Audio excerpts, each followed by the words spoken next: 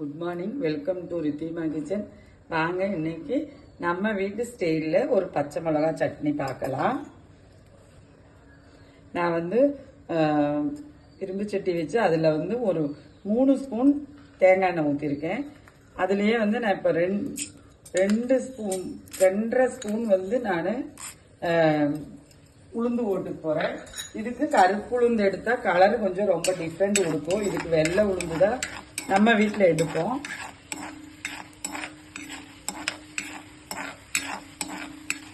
இது நல்லா வணங்கிக்கிட்டோம்.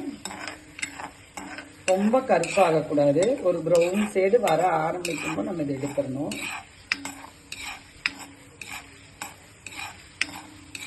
இந்த சட்னிக்கு வந்து நம்ம வந்து சின்ன வெங்காயம் தான் யூஸ் பண்ணணுங்க. பெரிய வெங்காயம் அவ்வளோ டேஸ்ட்டு கொடுக்காது, ஒரு இனிப்பு சுவை வந்துடும். ஏன்னா வந்து நம்ம பாருங்க, இந்த அளவு வரும்போது நம்ம இந்த உளுந்தை மாற்றிக்கணும்.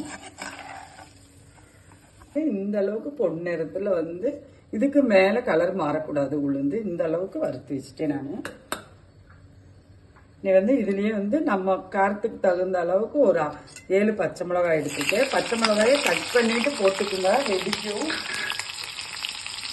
பச்சை மிளகாய் போட்டோன்னே கருகாப்பில்லை அதுக்கு மேலேயே போட்டுருங்க. கொஞ்சம் வெடிக்கிறது வந்து கம்மியாக மேலே வரும்.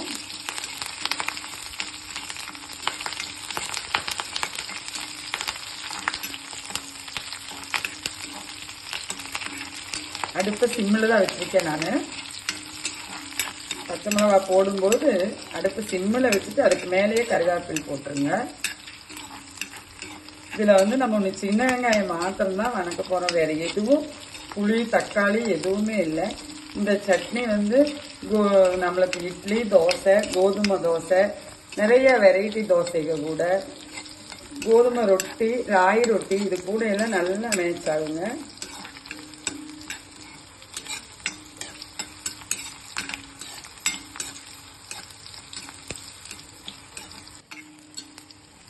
பாருங்க, பச்சை மிளகாய் நல்லா இந்த அளவுக்கு வணங்கணும்.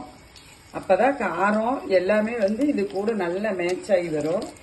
கொஞ்சம் பச்சையை எடுத்துட்டோம்னா நல்லா இருக்காது.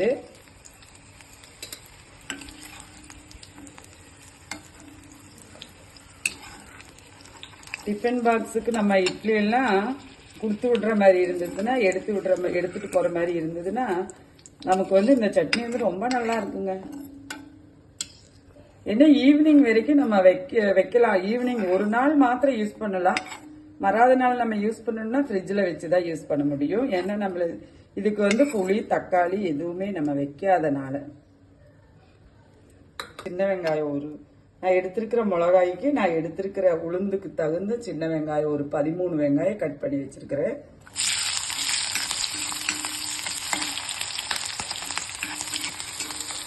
இந்த வெங்காயம் நம்ம வீட்டில் பச்சை மிளகா சட்னின்னு தான் சொல்லுவோம். பாருங்க, நமக்கு வணங்கினது இது போதுமான அளவு எடுத்துக்கலாம்.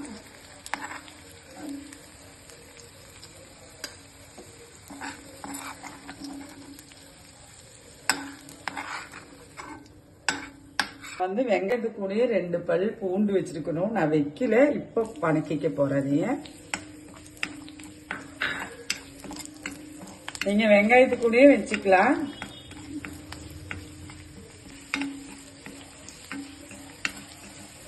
பூண்டு இந்த அளவுக்கு வணங்கிடுச்சு. வெங்காயத்துக்குள்ளேயே போட்டிருந்தோம்னா நம்ம வெங்காயம் பூண்டு ஒரே லெவல் வணங்கினா போதும். இதுல ஒண்ணு நம்ம வந்து வேற எதுவுமே வைக்க போறது கிடையாது. உப்பு மாத்திரம் அந்த சட்னிக்கு தேவையான அளவு உப்பு வச்சு போறேன். இதை அரைச்சிட்டு வந்துடுவோம். அரைச்சிட்டு வந்துட்டு பார்க்கலாம். நான் சட்னி நல்லா அரைச்சிட்டு வந்துட்டேன். தண்ணி தேவைப்படுறவங்க கொஞ்சம் நிறைய ஊற்றக்கூடாது. ஒரு 1/4 டம்ளர் தண்ணி ஊற்றி கலக்கிக்குங்க. எனக்கு தண்ணி தேவையில்லை, நான் ஊற்றல. இப்போ வந்து ஒரு தாளிப்பு பார்த்துக்கலாம். பார்த்தீங்களா, நம்ம எல்லாம் வணக்கினதுலேயே எண்ணெய் எனக்கு இவ்வளவு இருக்கு. நான் வந்து 3.5 ஸ்பூன் எண்ணெயில இவ்வளவு எண்ணெய் பேலன்ஸ் இருக்கு. நான் அதுலேயே தாளிப்பு போட்டுக்கு போறேன். கடுகு போட்டுக்கிறேன். அதே போல உளுந்து ஊற்றுக்கிறேன். இதெல்லாம் தாளிக்கிற போல தானே. கருகாப்பில் போட்டுட்டேன்.